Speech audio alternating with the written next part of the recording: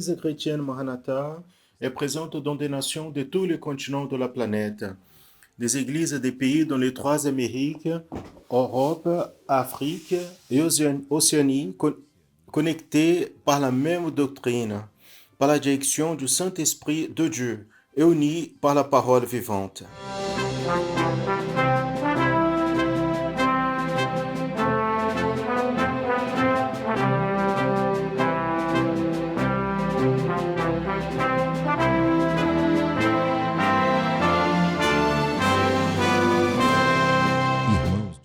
Des frères et sœurs de toutes les parties du monde participent d'un même culte, ensemble, dans un même corps et dans un même esprit. À travers le système de transmission, les membres de l'Église chrétienne Maranatha de toute la planète vivent un moment d'unité et de communion, comme l'ont vécu les Hébreux à leur sortie d'Égypte et les disciples avec le Seigneur Jésus à la veille de sa mort à la croix de Calvaire. Des personnes de toutes les parties du monde sont touchées par l'évangile éternel et par le message du retour imminent du Seigneur Jésus.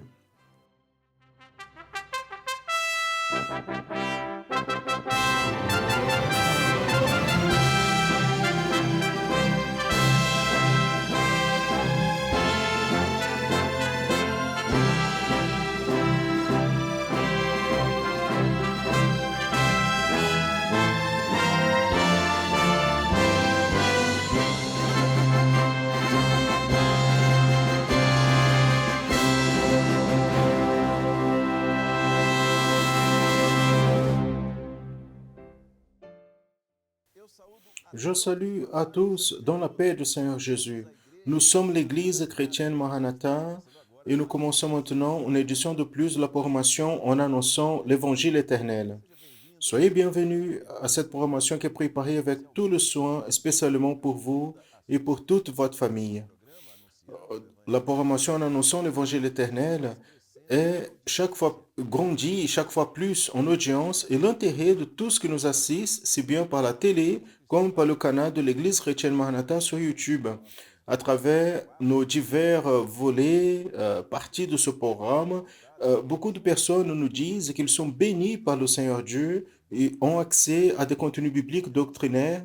Des enfants et adolescents aussi apprennent à jouer des instruments et même des familles ont des informations importantes pour la vie quotidienne de ses membres. Maintenant, il suffit que vous annoncez notre programmation, de liker et partager ce contenu avec votre famille, vos amis et voisins. Ainsi, vous nous aidez à avoir une portée plus grande, à toucher plus de personnes avec notre mission, que c'est d'annoncer l'évangile éternel. Dans le volet aujourd'hui, les sons du Manaïm avec le pasteur Daniel Moreira et Serge Souza, le sujet que nous traiterons, c'est le sacerdoce universel de chrétiens. Nous allons voir l'application prophétique de cette prophétie biblique à partir des textes de l'Ancien et aussi du Nouveau Testament. Juste après, dans le volet organisation et méthode, le professeur Kez Nunes, en continuation de la thématique développement et apprentissage, va aborder l'importance du jeu et du sport.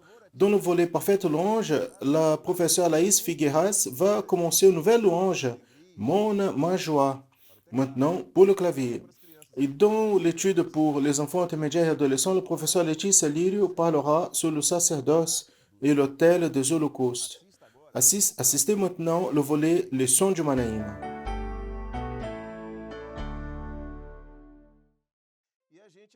Et maintenant, nous commençons le volet Les sons du Manaïm.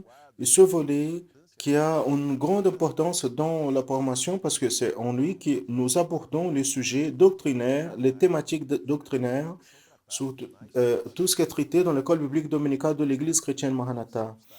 Nous devons toujours être attentifs à cette thématique qui traite toujours et parle toujours de manière un peu plus décontractée dans le leçon du Manaïm. Et encore une fois, sont présents ici dans le studio avec moi pour traiter les thématiques de l'école biblique dominicale, le pasteur Daniel Moreira et Serge Souza. La paix du Seigneur Daniel, Josias, la paix du Seigneur, la paix du Seigneur Serge, la paix du Seigneur à tous, la paix du Seigneur Josias, à tous, Daniel. C'est une bénédiction réellement de traiter des thématiques si relevantes, même pourquoi la base dans la vie du chrétien, de ceux qui veulent la bénédiction de Dieu, c'est la doctrine. qui vient à partir de la parole de Dieu, sans doute. Gloire à Dieu. Et le moment prophétique que nous vivons, c'est le moment de traiter des choses du haut.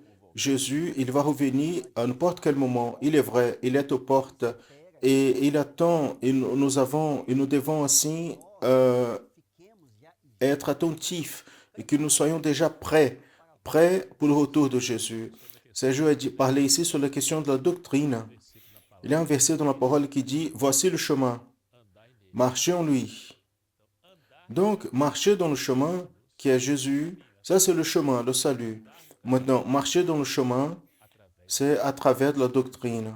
Gloire à Jésus. Très bien. Maintenant, vous voulez savoir l'importance de la formation en annonçant l'évangile éternel, naturellement, de vos leçons du Manaïm. Nous avons reçu la participation de plusieurs personnes qui nous envoient ce commentaire à propos de l'importance. Vous voyez à l'écran un QR code. Nous allons laisser le plus de temps possible afin que vous puissiez participer déjà à partir de maintenant, de ce début de la formation, en parlant dans ce premier moment sur l'importance de la formation en annonçant l'évangile éternel, l'importance du volet leçon du Manaïm pour votre vie. Vous voulez voir l'importance? Nous allons maintenant lire avec vous une participation, un message qui a été envoyé par la sœur Anne Caroline Leone. Elle vient de Brasilia, au Brésil.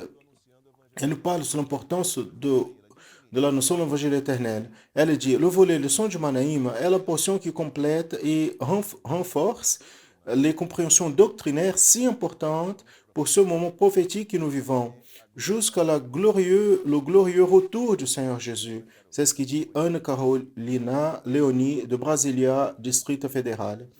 Et avant, les pasteurs commentent ce message qui a été envoyé ici.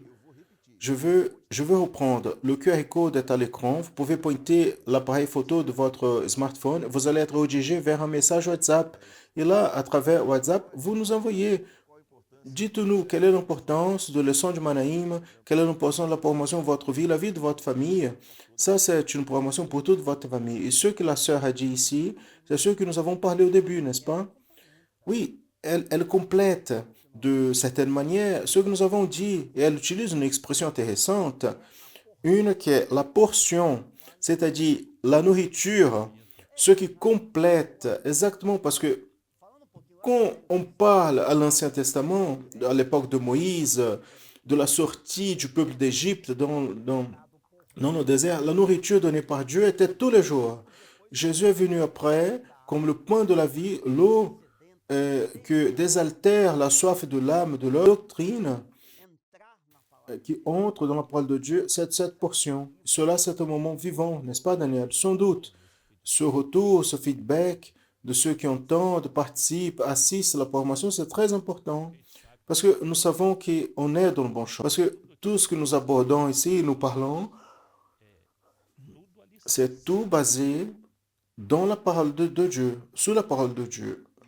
Et ces participations, d'ailleurs, nous aident à construire le programme, à travailler les thématiques. Et ça, c'est très important. Très bien. Passons au sujet d'aujourd'hui qui porte sur le sujet le sacerdoce universel de chrétiens. Là, nous allons faire le suivant. Je vais déjà appeler ici un verset. Et à partir des versets, le pasteur Daniel Moreira Sérgio Souza vont commenter, vont apporter l'importance de cette thématique pour être appliquée à notre vie. Éphésiens chapitre 2, verset 18, nous allons lire ce que dit ce texte, qui dit, car par lui, nous avons tous les deux accès au Père dans un même esprit. Nous parlons de sacerdoce universel de chrétiens. Nous parlons d'accès à la présence du Père. Sergio, comment nous pouvons travailler ce texte ici en apportant, frères et sœurs, la compréhension appliquée prophétiquement à nous? Avant tout, c'est important donc de dire, parce qu'il y a des participants ici qui nous assistent et qui ne sont pas familiers avec la Bible, avec l'Évangile. Dans ce verset, en Éphésiens 7, 2, 18, parce que pour lui, c'est-à-dire à travers Jésus, donc le sacerdoce universel de chrétiens, ce sujet, il fait référence à l'accès à la présence de Dieu Père. Et l'accès, nous pouvons même mettre ici une question. Accès à quoi? Ou avec quel objectif? Quel est le besoin, l'importance de l'homme avoir accès à la présence de Dieu le Père? En vérité, l'accès, c'est pour tout, n'est-ce pas, Daniel? Sans doute. Parler avec Dieu, entendre la voix de Dieu, recevoir le salut, recevoir la délivrance, la communion, les bénédictions diverses, les orientations et tout ce dont l'homme a besoin. Parce que quand l'homme a accès à la présence de Dieu, il a accès au bien majeur, à la meilleure chose qu'il peut avoir accès, qui c'est la présence de Dieu. Mais pourquoi? Parce que quand nous parlons d'avoir accès, juste pour illustrer, Josias, vous pouvez avoir accès à un environnement. Je suis dans un endroit de la maison, j'ai accès à un autre endroit, une personne. Tout cela est limité dans le plan de la terre humain. Limitation physique, personnelle, intellectuelle, humaine. Maintenant, accès à Dieu, c'est c'est le fait d'aller à la présence du Tout-Puissant, de celui qui a tout le pouvoir. C'est le Dieu de l'impossible. C'est lui qui peut toutes choses. Parce que rien n'est impossible. Le créateur de l'univers, exact, quelle chose merveilleuse. C'est lui qui transforme la mort en vie. Et par là, on voit la valeur du salut, du sacrifice, du versement du sang de Jésus, de la résurrection de Jésus, qui a ouvert ce chemin, cet accès à la présence de Dieu. Amen. Gloire à Dieu. Et cette expression accès, je trouve très intéressant parce que si nous pensons, vous avez parlé sur ces limitations, nous avons ici une chambre, une autre chambre. Et la manière d'accéder à l'autre chambre, c'est à travers une porte. Et Jésus, il dit, je suis la porte. Donc, il est venu pour créer cet accès à la présence du Père. Mais très bien, nous sommes en train de traiter sur le sacerdoce. Donc, l'expression sacrificateur dans la Bible, elle apparaît avec la création du culte. Le culte, il va donner un sens au sacrificateur.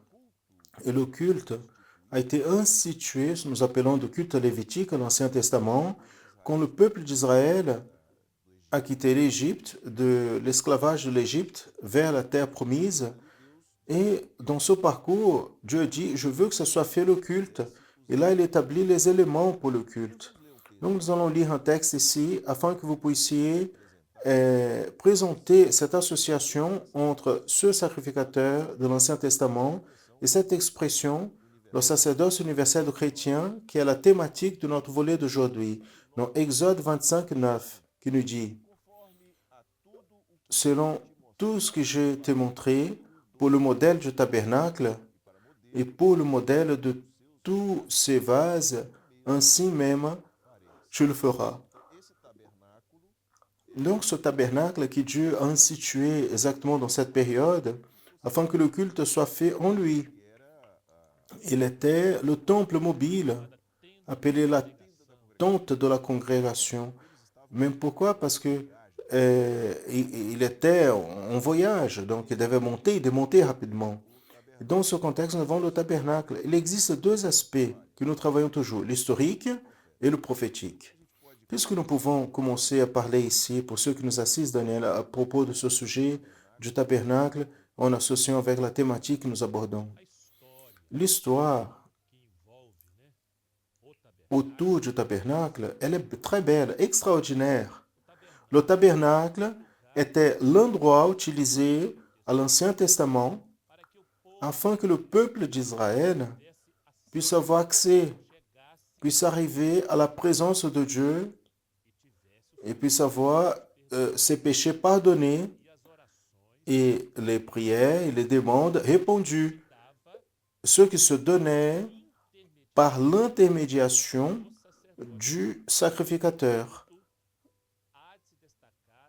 On doit souligner l'aspect plus important, qui c'est le prophétique, à travers le tabernacle institué à l'époque de Moïse. Dieu a débuté un enseignement prophétique très important, c'est-à-dire la présentation du salut de l'homme à travers son Fils Jésus. Au passé, c'était un homme, le sacrificateur de la tribu de Lévi, qui faisait l'intermédiation entre Dieu et l'homme. À partir du Seigneur Jésus, c'est lui qui devient notre souverain sacrificateur. C'est lui qui est l'agneau, c'est lui qui est notre jour de repos. Nous allons parler d'ici peu dans ce volet. Et à travers de Jésus, l'homme, il a accès à la présence de Dieu le Père. Ça, c'est le principal aspect prophétique. Un commentaire rapide. Vous avez commencé en parlant de cette médiation du sacrificateur dans l'Ancien Testament. Vous voyez ici la figure. D'ici peu, on va parler sur elle, le tabernacle. Mais à l'Ancien Testament, afin que le peuple, nous parlons des milliers de personnes, afin que ce peuple puisse arriver à Dieu avec des prières répondues et péchés pardonnés, il y avait un médiateur, un intermédiaire qui était le sacrificateur à l'ancien pacte. Maintenant, nous allons voir qu'ici, tout cet acte d'arriver à Dieu se fait dans notre vie. Depuis la mort de Jésus et sa résurrection, le versement du Saint-Esprit, cet accès se fait en Jésus. C'est très important de renforcer l'aspect, principalement pour ceux qui n'ont pas une grande connaissance biblique, que chaque détail du tabernacle n'a pas été l'idée de Moïse. Le texte biblique dit, selon cela t'a été révélé à la montagne. Donc Dieu a révélé chaque détail, chaque mesure, chaque matériel du tabernacle, parce que tout avait un sens prophétique. Tout allait pointer vers le salut, allait pointer vers le Seigneur Jésus, vers le sacrifice de Jésus, pour l'opération du Saint-Esprit. Donc nous avons déjà dit cela au début de la leçon du Manaïm, a été très bien dit, mais c'est comme nous avons dit, l'aspect prophétique, il est extraordinaire. Le pasteur Daniel vient de dire, nous avons déjà dit au début de la leçon du Manaïm, je veux dire le suivant, toutes les éditions du programme du Manaïm se trouvent dans le canal de l'Église chrétienne Maranatha sur YouTube. Et nous avons une quantité de contenu sur le tabernacle que les deux pasteurs qui sont là nous ont apporté. C'est quelque chose d'extrêmement profond, merveilleux, et vous pouvez accéder, entrer dans notre canal. Il y a l'endroit où vous cherchez la petite lupe, vous cliquez leçon du Manaïm en annonçant l'évangile éternel. Vous cliquez et vous allez voir la playlist avec toutes les éditions. Vous pouvez regarder que dans chacune, il y a une richesse merveilleuse de contenu. Très bien. Nous voyons donc dans le tabernacle ici, comme vous avez dit, Daniel, chaque détail du tabernacle, et nous sommes en train de parler de quelque chose de 2000 ans avant Christ, la période de Moïse. Donc, il n'y avait pas d'appareil photo à l'époque, n'est-ce pas? Mais bibliquement, cette illustration ici, elle suit ce que la Bible dit. Donc, c'est pour cela que nous présentons en restant fidèles à la Bible. Et tous les détails, nous avons ici quelque chose qui apporte une leçon pour nous. Nous pouvons commencer par l'autel. Alors, l'autel qui était dans cette partie externe, appelée donc la cour extérieure, parce que c'était trois environnements. On voit donc à l'intérieur de la tente, mais en fait, elle était couverte. On voit le lieu le plus interne, saint des saints, après le lieu saint et la cour. Donc, le peuple en général, il avait accès à la cour.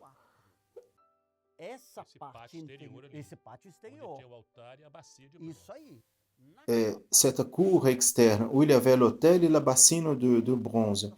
Dans la partie, à l'intérieur de la tente, seulement les sacrificateurs pouvaient entrer. Et dans le lieu le plus interne, le Saint des Saints, seulement le souverain sacrificateur et jamais sans le sang. Et En revenant à votre question, l'autel des holocaustes était l'endroit du sacrifice de l'animal. Le sang de l'animal était versé pour l'expiation, c'est-à-dire le pardon des péchés. Et l'autel, l'origine de la parole, signifie lever au endroit où ce qui nous amène prophétiquement au sacrifice de Jésus, qui a été levé sur une croix afin que l'agneau de Dieu parfait, il verse son sang, il nous rachète, il nous donne le pardon des péchés et l'accès à la présence de Dieu. Très bien, ça c'est l'application prophétique de l'autel. Daniel et la bassine de bronze. La bassine de bronze, sa fonction était sa fonction était pour que le sacrificateur puisse se laver les pieds et les mains en pointant vers la régénération. D'abord le sacrifice de l'autel, n'est-ce pas? Donc l'homme accepte le sacrifice de Jésus et après le sacrifice, il y a la régénération. Donc c'est le processus de sanctification à travers la parole elle-même, parce que cela est l'eau, c'est un genre de la parole qui nettoie l'homme, qui nettoie sa pensée, son cœur, qui va sanctifier. La parole opère dans le cœur de l'homme en sanctifiant l'homme, en enseignant le chemin vers Dieu. Après, il vit l'expérience avec l'autel, il accepte Jésus comme son sauveur. D'abord l'autel et après la bassine. Tout est prophétique. Et c'est important que nous allons parler ici de chaque item rapidement, mais cela n'est pas un moment dans la vie. Cela se renouvelle chaque jour. C'est dynamique. Cela n'est pas dans l'histoire de le passé. Tous les jours, nous devons passer par ces étapes. Très bien. Donc, le sacrificateur, il faisait le sacrifice, après, il se lavait, il entrait dans le lieu saint. Ce premier environnement ici, sous la tente. Dans le côté droit, il y avait la table et les pains de la proposition. Quelle est la signification? La table, qui était même une excession, les, les, les ustensiles très, très bien travaillés, la table des pains était faite en bois. Une pièce simple en montrant prophétiquement le caractère de Jésus comme un homme, son humilité et la manière comme il a été relié en se faisant le plus indigne de tous les hommes par amour à nous. Et sur la table, il y avait les pains de la proposition, les pains qui étaient donnés au sacrificateur, aussi ceux qui pointent vers le Seigneur Jésus comme le pain de la vie. Gloire à Dieu. Je suis le pain de la vie, il a dit. Très bien. Cet espace, il était complètement fermé et, ceux qui veulent apprendre plus sur lui, donc je reprends, il faut aller, il faut assister. Le tabernacle était détaillé, mais c'était un espace fermé. L'illumination de l'espace était faite par le castiçal ou le candélabre qui se trouve de le côté gauche. Quelle est la signification, Daniel? C'était en or, une pièce unique en or. C'était ce qui montrait la perfection. Le 7, c'est la perfection de Dieu. Sans la lumière, sans la lumière de ce chandelier, on ne pouvait pas voir la beauté, on ne pouvait pas voir les pains, on ne pouvait pas voir la beauté de cet endroit, on ne pouvait pas comment avoir accès au Saint des Saints. Donc la lumière du chandelier parle prophétiquement de la révélation. C'est l'opération du Saint-Esprit qui révèle la beauté de Jésus, révèle Jésus comme le pain de la vie, révèle le besoin de la prière, qui met à la lumière afin que l'homme puisse avoir accès au Tout-Puissant. Comme vous avez parlé de prière, pour compléter cet environnement, l'autre objet dans le Saint des Saints, c'était l'autel de l'encens. Donc la fumée de l'encens remplissait l'environnement, en particulier le Saint des Saints, et parfumait. Et ce nuage qui montait parle prophétiquement de la prière. La prière, la Bible dit que la prière d'un juste, c'est-à-dire Celui qui est justifié par le sang de Jésus peut beaucoup dans ses effets. Quand nous prions à Dieu au nom et par le sang de Jésus, la prière, elle arrive devant lui. La prière, elle va où tu ne peux pas aller. La prière, elle va. Amen. Là, le souverain sacrificateur, une fois par an, passe son sang, n'est-ce pas? Toujours avec le sang de l'agneau, qui était l'animal qui était sacrifié. Il passait au troisième et plus intime partie du tabernacle, qui était le lieu où se trouvait l'arche, le Saint des Saints, le lieu très saint. Il entrait seulement le souverain sacrificateur pour se présenter devant Dieu une fois par an, le jour de pardon. Il entrait. Donc, c'est ouvert à commentaire parce que c'est une partie glorieuse. Je peux commencer parce que la beauté à l'extérieur de l'arche était quelque chose qui appelait l'attention. Et nous avons une illustration ici. Regardez, imaginez quelle pièce belle. Ce couvercle appelé de propitiatoire, tout cet ensemble montrait un Dieu tout-puissant. C'était une compréhension de la figure de Dieu tout-puissant. Le propitiatoire montrait que nous devons reconnaître le sacrifice de Jésus, les ailes des chérubins qui étaient utilisées à l'Ancien Testament comme une figure. Donc cette position et les ailes qui montraient la foi, la révérence. Il y a les éléments à l'intérieur, n'est-ce pas, Daniel, de l'arche. L'arche a cet aspect, cette beauté notable à son extérieur, revêtu en or, donc le couvercle en or, les chérubins, mais à l'intérieur de l'arche, trois éléments, nous dit la parole, la portion de la manne, la verge d'Aaron qui a fleuri et les tables de la loi, ce qui pointait aussi vers le grand secret que l'homme a besoin de savoir. Vous êtes déjà entré dans le lieu saint, vous avez l'expérience de connaître le Père, le Fils et le Saint-Esprit, parce que les tables de la loi pointent vers le Père. La portion de la manne, qui était le pain de chaque jour, cela pointe vers Jésus, le pain de la vie. Et la verge d'Aaron qui a fleuri, c'est le gouvernement, la vie du Saint-Esprit dans la vie de l'homme. Vous avez compris? Donc regardez la richesse et la beauté de ce qui est prophétique. Donc il y avait à l'intérieur de l'arche ces trois éléments qui pointaient vers la Trinité.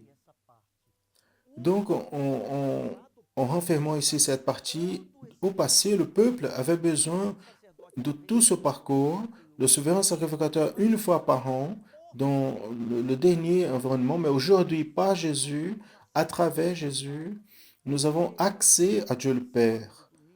À 3 heures du matin, samedi, dimanche, jour férié, à 14 heures, dans le bus au travail, ici dans notre conversation, il suffit de clamer tous les jours de la semaine, pas seulement un seul jour, mais tous les jours de la semaine, nous avons accès à la présence du Seigneur.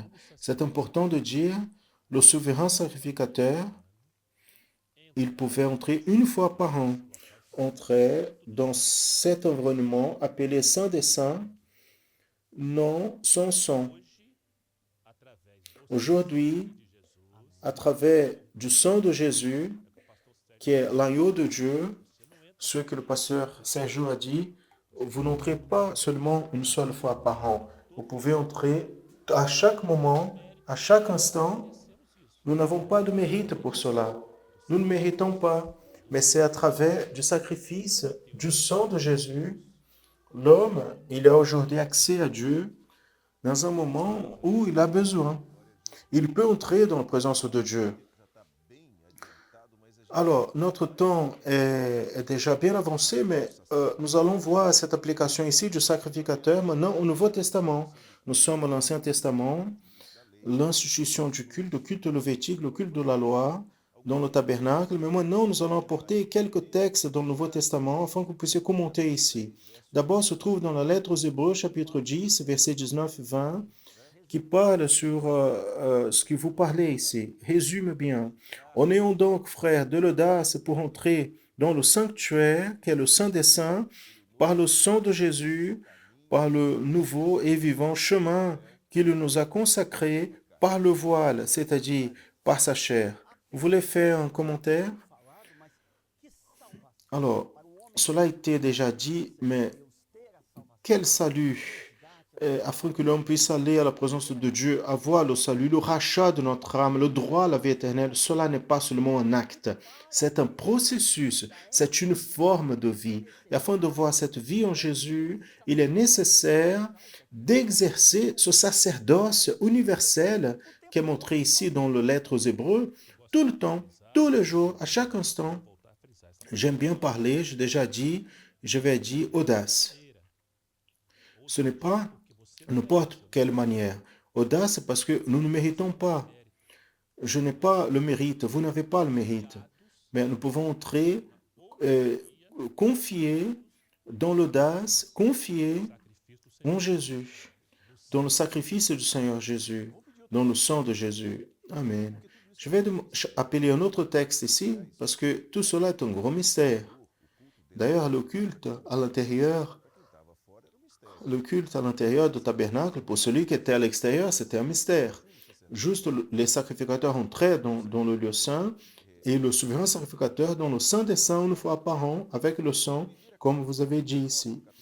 Timothée chapitre 3 verset 9, qu'est-ce que ce texte dit? En gardant le mystère de la foi en une pure conscience. Daniel, ce mystère, comment nous le découvrons? Josias, c'est très important ce mot mystère.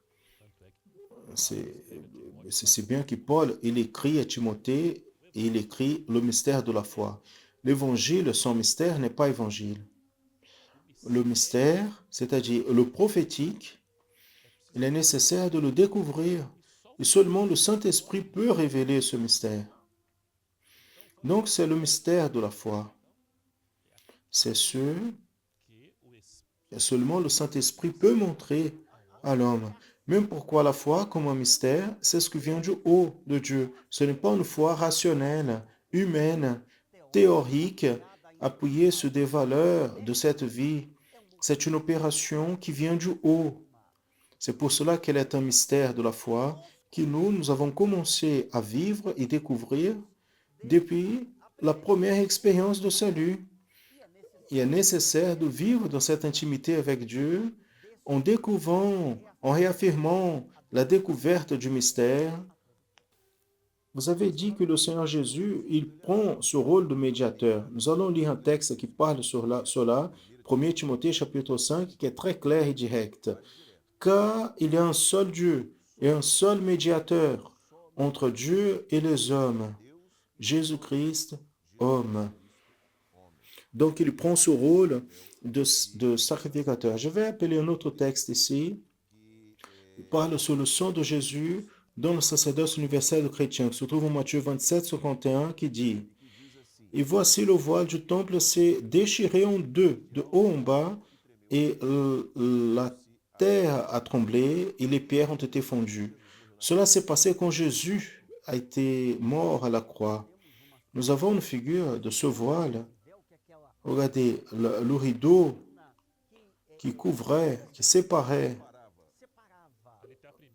Donc, on voit ici le premier et au fond, le deuxième. Donc, le Saint des Saints avait ce rideau, ce voile.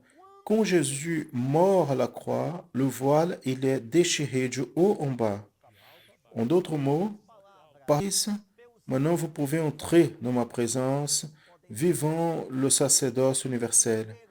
Le mystère est révélé à travers le sacrifice de Jésus. Quelle merveille! Notre temps est déjà passé, mais avant de finir, je veux appeler ici un commentaire de Guilherme Stoffoli.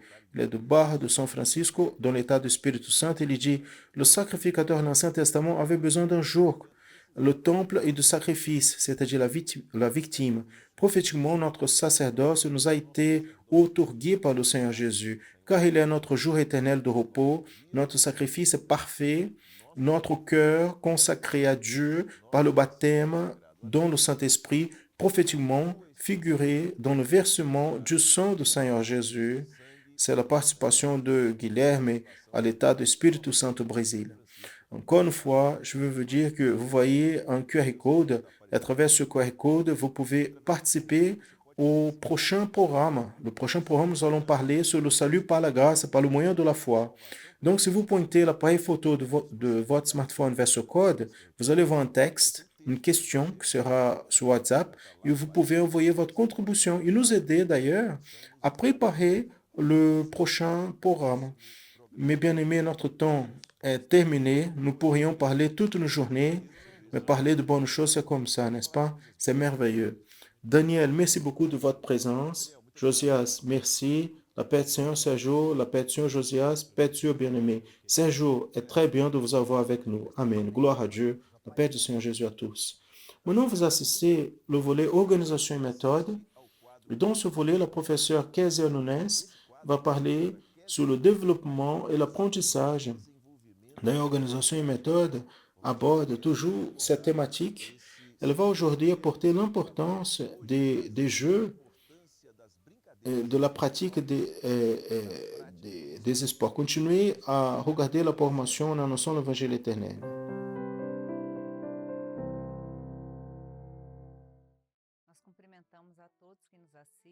Nous saluons à tous qui nous assistent dans la paix du Seigneur Jésus. Ce mois de novembre, nous allons continuer à aborder la thématique apprentissage et développement en mettant en évidence la contribution des jeux et des sports. Et dans ce volet, nous faisons quelques questions. Comment les jeux sont abordés à l'école actuellement et en nos maisons?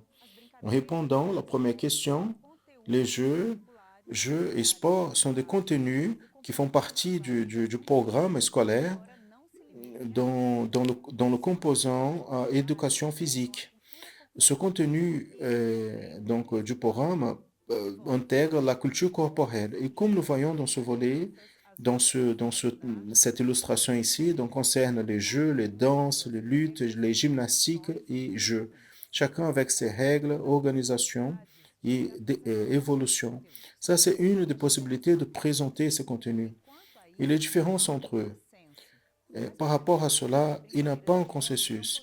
Mais nous pouvons dire que les jeux, ils n'ont pas de règles officielles. Elles sont toujours recréées et obéissent à des normes de ceux qui pratiquent à ce moment-là. Mais les sports obéissent aux règles officielles de leur association, fédération et confédération sportive. À l'école, le traitement de ce contenu, ce n'est pas simplement technique. Il y a une mise à jour théorique et méthodologique engagés avec un projet de citoyenneté pour le moment actuel. Ils sont thématisés en mettant l'accent sur l'aspect conceptuel, c'est-à-dire c'est de savoir sur quelles sont leurs règles, l'endroit où on peut jouer, les spécifications des matériels de chaque modalité. En plus de cela, on étudie les aspects historiques, sociaux, culturels, les modifications le long des années, l'association avec les groupes éthiques, les possibilités de pratique dans les villes, dans les champs, et le sens de contenu pour les étudiants en articulant la connaissance de soi-même et la connaissance du monde. L'autre aspect, c'est l'aspect procédural, c'est-à-dire comment on peut jouer.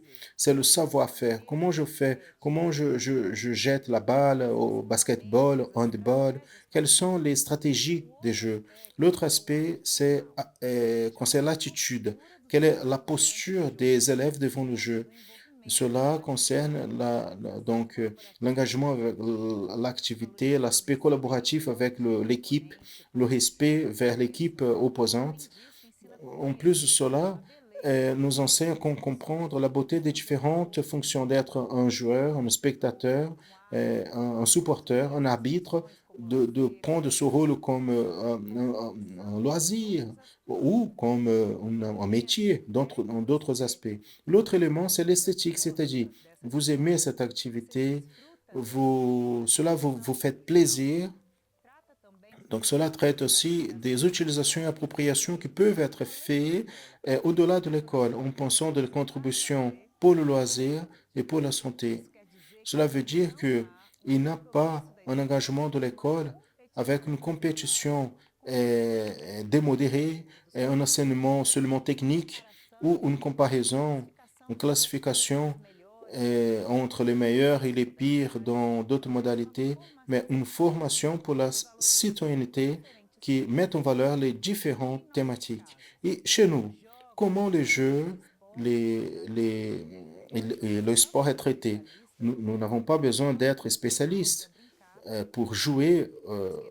Nous voulons mettre en évidence que nous devons être attentifs à la fonction sociale de l'école et la manière comme nous potentialisions les connaissances, expériences pour mettre en valeur davantage le bien-être de notre famille dans ce qui concerne les parties corporelles, esthétiques et spirituelles. Si ce mouvement de jouer, pratiquer sport ne fait pas encore partie de votre vie, de votre famille, nous voulons vous inviter à réfléchir à des stratégies. Par exemple, pendant la semaine, est-ce qu'il est possible d'insérer une marche, un sport individuel ou collectif, en horaire quelconque avec une activité physique systématisée? Et en ce moment libre, après nos activités, il est possible d'avoir un jour pour jouer ensemble afin que cela soit heureux pour vous. Donc, une alternative, c'est de garder proche de soi, donc des jeux de société, afin d'avoir un moment décontracté en famille. Et le week-end, il est possible de penser un jour, au moins une fois par mois, où vous pouvez sortir pour jouer au ballon, faire du vélo, marcher, pratiquer des jeux de raquettes, avoir un moment de jeu. Mes frères, il ne suffit pas de savoir que jouer et pratiquer sport, c'est important ou c'est un contenu de programme scolaire. Il est nécessaire de savoir comment cela se rapporte à vous et votre famille, euh, dans tous les âges, avec les enfants, adolescents, jeunes, adultes et personnes âgées. Vous savez avec quelle de ces pratiques vous identifiez et vos enfants. Donc nous allons jouer. Et comme nous a enseigné l'apôtre Paul dans la lettre aux Colossiens, chapitre 3, verset 17, et quand vous faites par des mots et par des œuvres, faites tout au nom du Seigneur Jésus, en rendant à lui grâce à Dieu le Père. Gloire à Dieu. Que le Seigneur nous bénisse grandement, la paix du Seigneur Jésus. Et aujourd'hui, nous avons une nouvelle louange. Je suis certain que vous aimez beaucoup cela. Donc, vous voulez pas faire de louange d'aujourd'hui. La sœur Laïs va commencer l'enseignement de la louange Mon joie pour le clavier. Alors, vous savez déjà, prenez votre instrument et nous allons apprendre.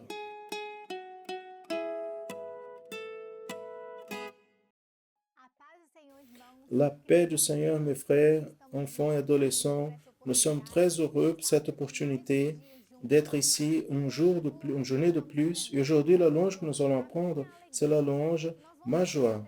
Et nous allons commencer à apprendre cette louange à travers l'introduction. Cette louange, elle se trouve dans la gamme de Do majeur. La gamme, c'est une échelle qui choisit 7 notes de 12. Nous avons 5 notes accidentelles, 7 naturelles et 12 notes. Donc, la gamme prend 7 de ces notes et on travaille la louange dans cette échelle. Donc, la gamme de Do majeur, c'est celle qu'on va travailler dans le clavier, juste les touches blanches. Donc, comme vous voyez, Do, Ré, Mi, Fa, Sol, La, Si et Do. Ça, c'est notre gamme de Do majeur. Maintenant, nous allons pratiquer au clavier en rappelant que le premier doigt, c'est le doigt 1 qui va poser ici au Do. Le doigt 2 au Ré, le doigt 3 au Mi. On fait un passage discret du doigt 1 vers le Fa. Et là, après, le doigt 2, Sol, La, Si, Do. 3, 4, 5. Donc, allons-y. Au moment de positionner notre main sur le clavier, il est important d'observer si nos épaules sont relaxées, nos pouls dans la hauteur du coude en formant une ligne droite. Si vous êtes assis ou debout, c'est important d'observer la position de votre bras, de vos épaules. La main doit être relaxée aussi. Nous allons jouer toujours avec la pointe des doigts. C'est important que les ongles soient toujours pareils afin qu'on arrive à jouer avec la pointe du doigt et afin que notre donc phalange ne se plie pas. Donc, on va mettre le doigt 1, notre pouce au dos, et nous allons pratiquer l'échelle de la gamme de Do majeur avec la main droite. Allons-y, je vais compter 4 et on commence. 1, 2, 3, 4. Passou.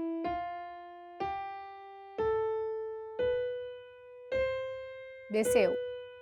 On descend. Virou, dedo 3.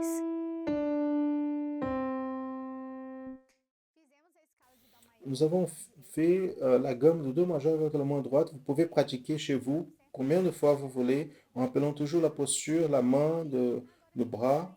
Maintenant, nous allons faire la gamme de Do majeur avec la main gauche en commençant avec le doigt 5 au Do. 5, 4, 3, 2, 1. On passe le doigt 3, 2, 1. Allons-y, le doigt 5 au Do. 1, 2, 3, 4. Dó, ré, mi. Virou, dedo 3. On continue, le doigt 3. Voltou. On revient, Passou por baixo. Forma on passe par discreta. derrière, discrètement. Pronto. Agora nós praticamos. Maintenant, nous allons pratiquer la main gauche dans la gamme de Do majeur. Vous pouvez pratiquer plusieurs fois, reprendre tous les jours. La gamme de Do majeur, c'est très bien pour vous. Et maintenant, nous allons notre introduction de la longe Mois-Joie. Ici, c'est écrit dans la lecture relative pour ceux qui n'arrivent pas encore à lire la partition. Donc, ces notes ont le temps court, en demi-temps chacune, et on va faire le solfège avant de pratiquer notre clavier. D'accord? Allons-y. Je vais compter jusqu'à 4, on commence. 1, 2, 3, 4. Sol, do, sol, la, fá, sol, fá, mi, ré. Do, sol, la, sol, fá, mi, ré, dó. Et maintenant, nous allons pratiquer au clavier. Afin de pratiquer au clavier, c'est important d'observer le doigt ici, comme c'est marqué. Le doigt 2 est sur le sol. Si le doigt 2, c'est sur le sol, donc le doigt 5, c'est sur le dos. On met le doigt 2 au sol. Nous allons jouer ensemble. Allons-y. Je vais compter 4 et on joue. 1, 2, 3, 4. Sol, do, sol, la, fá. Dedo 5 no Le sol. doigt 5 au sol. Sol, fá, mi, ré. Dedo 5 no Doigt do. 5 au dos. Do, sol, la, sol, fá. Dedo 3 no mi. 3 au mi. Mi, fá, mi, ré, dó. Se o dedo 3 Si le doigt 3 est sur le mi, donc le doigt 4 va être fa, le doigt 3 au mi, doigt 2 ré, et ainsi de suite. Le do, le doigt 1. Donc cette semaine, on va entraîner beaucoup cette introduction, la main droite au clavier, et la semaine prochaine, on se voit pour continuer cette louange. Amen. La paix du Seigneur et à la prochaine étude.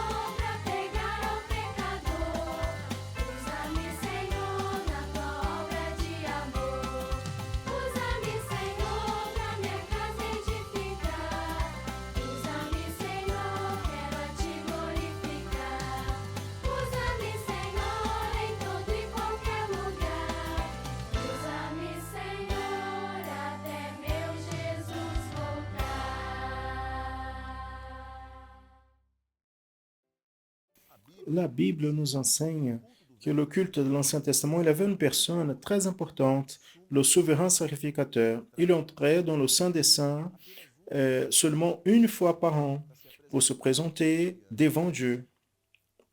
Aujourd'hui, dans l'étude pour les enfants intermédiaires et adolescents, Laetitia Lirio va nous parler sur cette histoire. Il va nous montrer ce que le Seigneur Jésus a fait pour son Église quand il est mort à la croix du Calvaire, comment il nous a donné l'accès à la présence de Dieu. Dans la thématique d'aujourd'hui, c'est le sacrificateur et l'autel des holocaustes.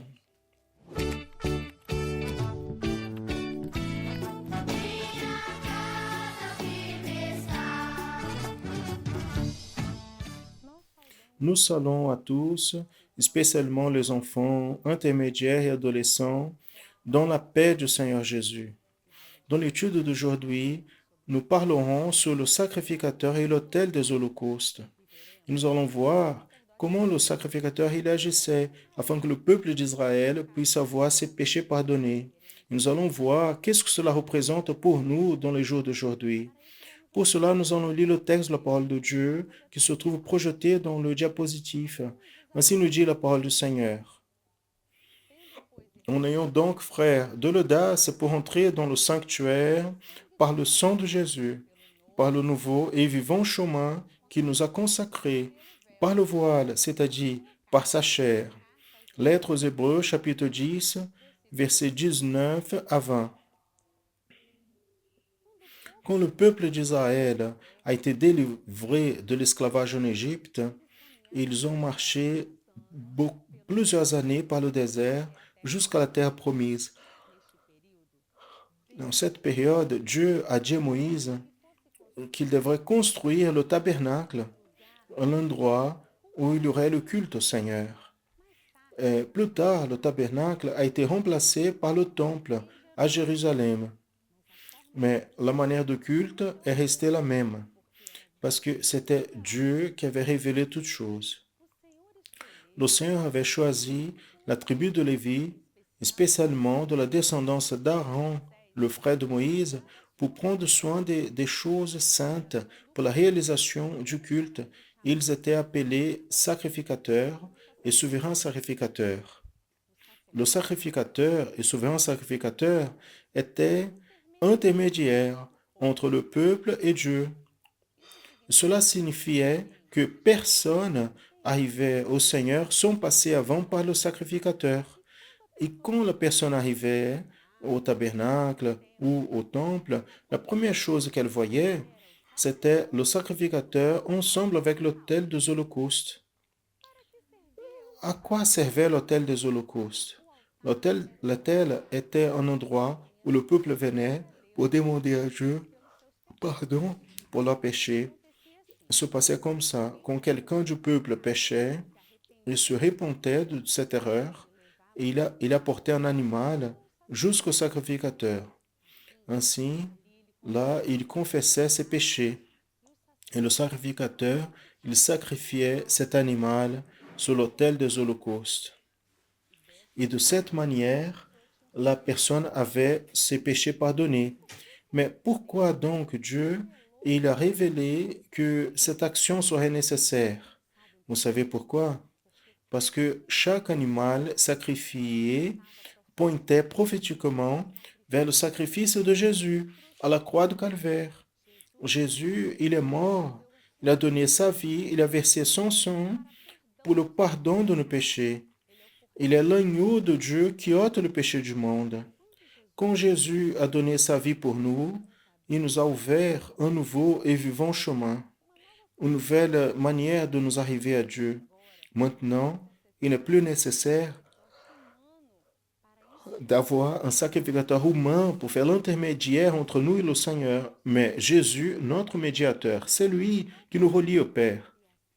Et ainsi, nous pouvons entrer directement à la présence de Dieu. Mais est-ce que nous pouvons nous arriver devant Dieu de n'importe quelle manière? Non, seulement à travers le sang de Jésus, c'est que nous pouvons avoir accès au Père, parce que nous sommes faillibles, pécheurs, et notre péché nous éloigne du Seigneur. Mais quand nous clamons par le sang de Jésus, nous nous rappelons de ce sacrifice merveilleux fait pour nous, nous avons accès droit à notre Dieu. Ainsi, nous apprenons aujourd'hui que nous n'avons plus besoin du sacrifice des animaux ni des sacrificateurs humains pour arriver devant notre Dieu. Nous avons besoin simplement de donner de la valeur au précieux sang de Jésus, versé pour le pardon de nos péchés. De cette manière, que nous puissions utiliser cette ressource merveilleuse, le sang de Jésus, se trouve à notre disposition et ainsi arriver au Seigneur, ce Dieu merveilleux qui a plaisir à nous bénir. Que le Seigneur puisse ainsi bénir sa parole en la gardant dans notre cœur. Nous disons au revoir à tous dans la paix du Seigneur Jésus.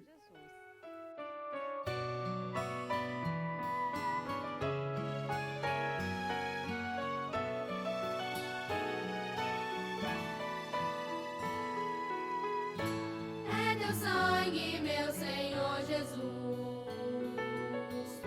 que garante a nossa comunhão. É teu sangue, meu Senhor Jesus, que nos traz libertação. Por isso vou clamar, e o Senhor vai me purificar, e pronto estarei pra servir na casa do meu rei. Por isso vou clamar, e o Senhor vai me purificar, e pronto estarei pra servir na casa do meu rei.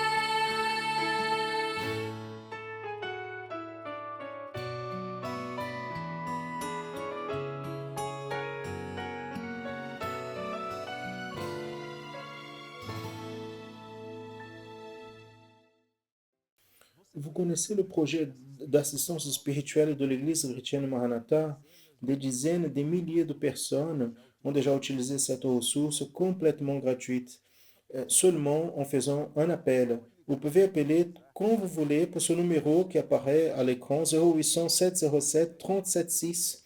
L'appel est gratuit au Brésil. Nous n'allons pas vous demander des contributions financières ni des offrandes. Vous allez recevoir une prière, une parole de la part du Seigneur Dieu. Si vous souhaitez pointer l'appareil photo de votre smartphone vers le code qui apparaît à côté du numéro et votre appareil sera redirigé vers cet appel. Appelez maintenant si vous le souhaitez. Je vous invite à accéder à nos réseaux sociaux et télécharger les applications de l'Église chrétienne Maranatha et de la radio Manaïm. Entendez des louanges et des messages bibliques 24 heures par jour. Partagez nos contenus avec la famille et les membres et les parents. Accédez au canal YouTube de l'Église chrétienne Maranatha et ne ratez pas nos programmations, desquelles une est spéciale, l'école biblique dominicale qui est diffusée tous les dimanches à 10 heures du matin au Brésil, sur notre canal YouTube. Nous arrivons ainsi à la fin de cette émission en annonçant l'évangile éternel. Et la semaine prochaine, si le Seigneur nous permet, nous serons ensemble encore une fois. Maranatha, le Seigneur Jésus vient.